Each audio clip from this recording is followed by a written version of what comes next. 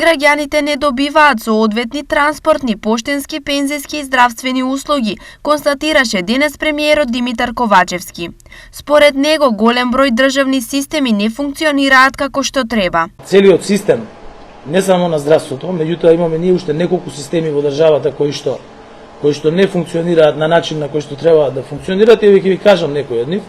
Например, системот на пружање на транспортни услуги во железничкиот сообраќај, пружање на поштенски услуги, потоа би рекол и делот на остварување на пензиските услуги и така натаму.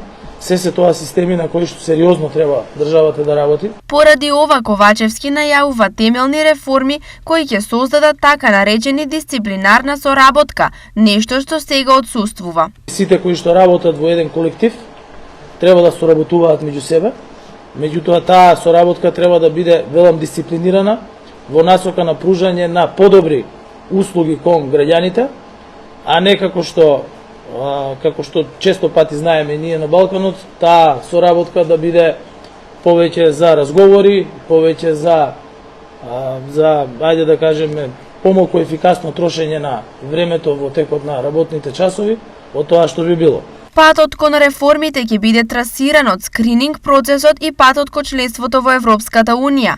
За да фатиме приклучок со Западот, неопходни се промени на навиките и функционирањето на институциите во државната сопственост.